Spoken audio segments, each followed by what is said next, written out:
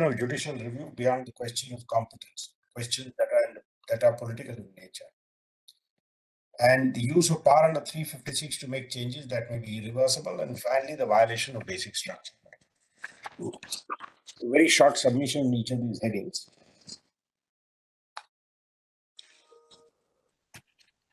The first point, my lord, relates to the construction of the proviso. Your lordship have heard detailed submissions by the solicitor and by the attorney. And my lord, I just want to put it in a frame. So normally, these are the three aspects which one would look at: the textual, the contextual, and the historical.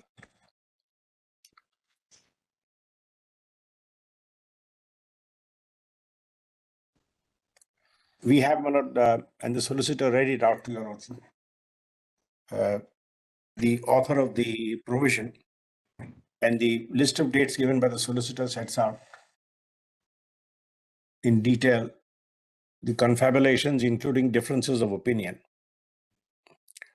on whether there should at all be a special treatment of Kashmir. Then, my lord, Gopal Swami Iyengar's draft, its brief discussion, and its adoption by the Constituent Assembly. And one thing was clear: this was an element accommodating certain compromises, political compromises within the constitutional framework. Your lordship has read all of that. I'm not going to repeat reading any of that. But that has been sufficiently put across.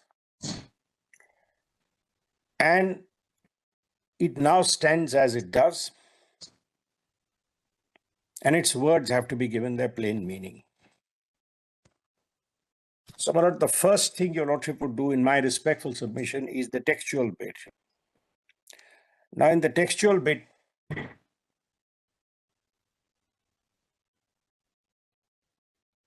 what is of great significance in this point has been put.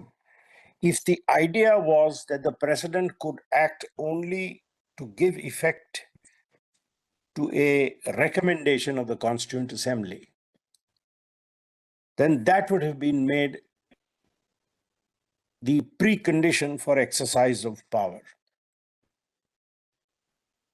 Perhaps the article would have said, if a recommendation is received from the Constituent Assembly, then the president may. And your lord, in fact, in the course of the hearing, my lord, the Chief Justice gave the example of certain other articles where it says, if a reference is made or if something is done, then. But that's not the frame in which this was drawn up.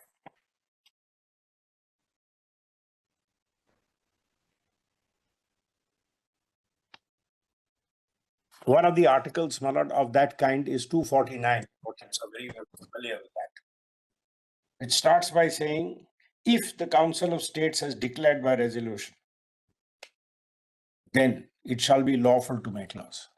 So that is a precondition for the exercise of power. But Mr. Salve, yes, does the proviso to Article 370(3) does not bring about the same result? Yes. By the use of the expression shall be necessary. Yes.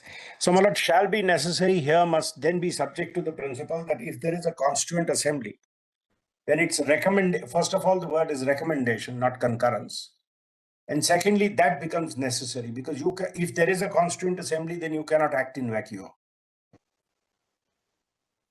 That was, in my respectful submission, the textually, because my lord, we must first of all discern legislative intent out of language. And from the language, when the Constitution knows, or the drafting of the Constitution, the authors of the Constitution knew that there were certain models in which it says, if something is done, then you may exercise a power. Is the president to act, my lord, only to give effect to the desire of the Constituent Assembly, or is he to receive a recommendation from the Constituent Assembly? And obviously, the compromise was he must receive a recommendation from the Constituent Assembly, which obviously means if there is one, he must. Secondly, my lord, this very article, and we have all this is textual. This very article uses two separate expressions. B2 uses the word concurrence. I mean, it's a point which has been already made. And the proviso uses recommendation.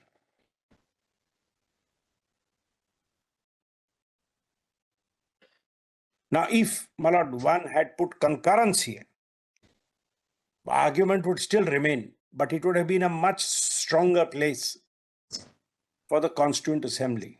So while, my lord, distribution of the fields of legislation in subarticle B of, in clause B of subarticle 1 was put as concurrence of the government of the state.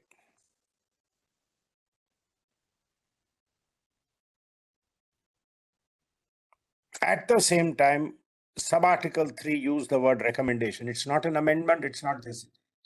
So, my lord, one must assume, and this was a article which had internal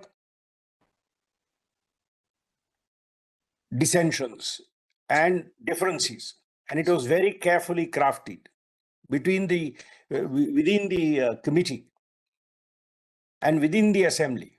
There were differing points of view. So, my lord, we must give meaning to every word of this article. So the difference between concurrence and recommendation and its framing as a proviso.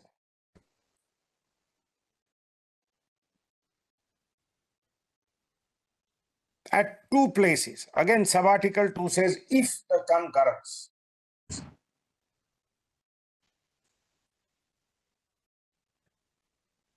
So, my lord, this is a very conscious departure from the concurrence, recommendation, consultation, recommendation, concurrence.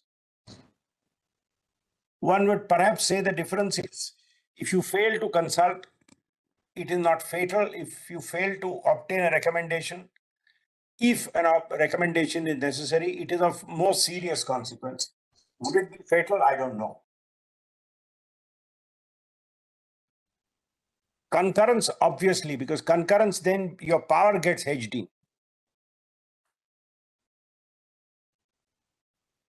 And this is all textual.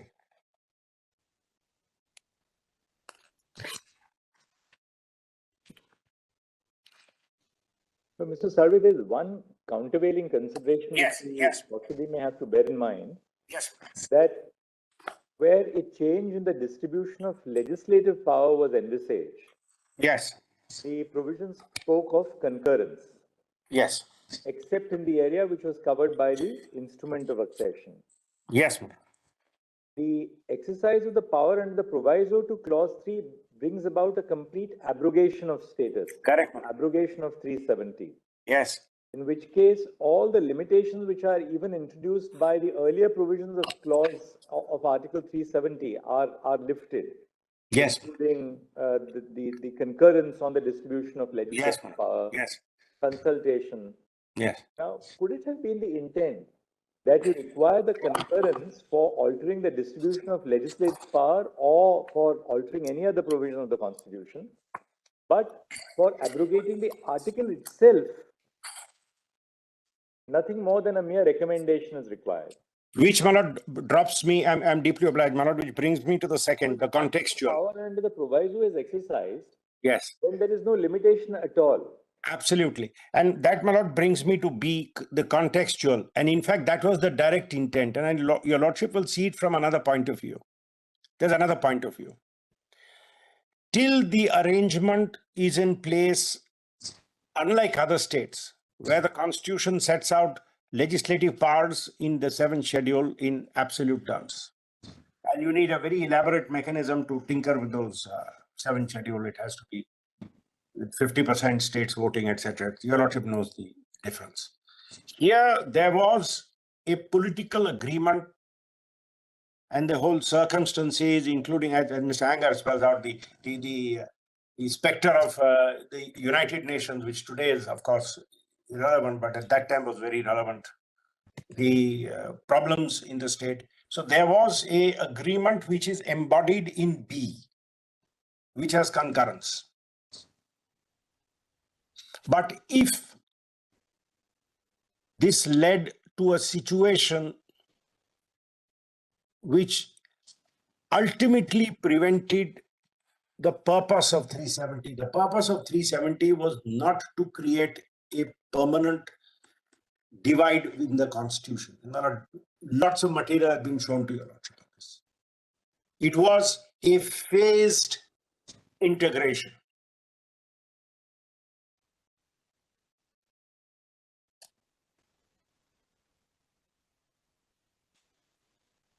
I'm going to deal, Manoj. Dr. Dhawan has raised a very interesting point of asymmetric federalism, whether that became part of the basic structure.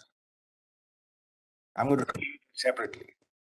But the historical material available to a court, and we have, Manoj, unlike certain other courts, we have always looked at historical material, especially for articles like this.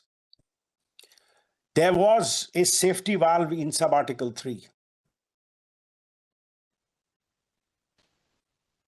that if the political